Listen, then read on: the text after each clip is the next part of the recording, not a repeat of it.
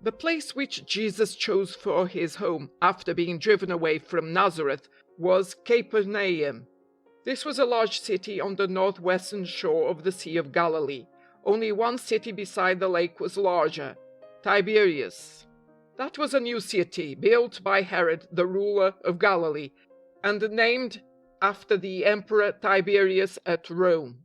But Tiberias was not a Jewish city.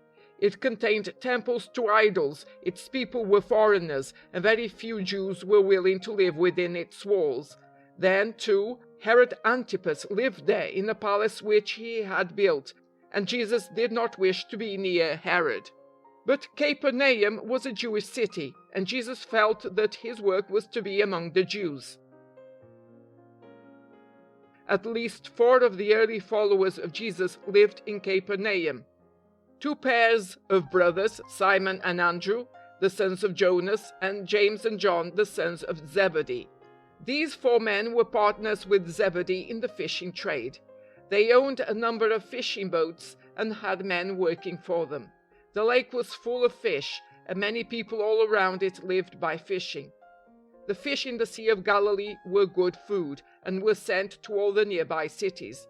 It is said that one emperor at Rome, not long after this time, had sent to him every week a barrel full of fish from the Sea of Galilee for his table in the palace. The people of Capernaum had heard of Jesus, for all those who went up to the feasts in Jerusalem brought home reports of this wonderful teacher and healer of the sick. Wherever Jesus went, crowds gathered around him to listen to his words, and especially eager to see if he would do any of his wonderful works. One morning, while Jesus was walking on the beach, he met some of his followers. Having now come to their own home, these men had gone back to their old work as fishermen, and their boats were lying upon the shore. The men had been fishing in the night before, and they were now washing their nets upon the beach.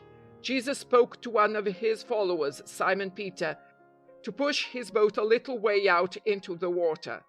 He did so, and then Jesus sat down in the boat while a great crowd stood on the shore, but within reach of his voice. Then from the boat, as a pulpit, he talked to the people on the shore. What he said at that time was not written down, but it was very much like his teachings as given in the Sermon on the Mount, which may be read in the 5th, 6th, and 7th chapters of the Gospel by Matthew. There is no doubt that in his talks in many places to different crowds, Jesus often gave the same teachings over and over again. After Jesus had ended his speaking to the people, he said to Simon, who with the other fishermen was standing beside him, "Push out into the deep water and let down your nets for a catch of fish." "Master," answered Simon, "we worked all last night and caught not a single fish. However, if you tell us to try again, I will let down the nets." They did so, and now their nets took in a great shoal of fish, so large a number that the nets began to break. Then they beckoned to their partners in the other boat to come and help them. They came and helped pull up the nets and to empty the fish into the boats. So many were the fish that they filled both the boats so full that they began to sink.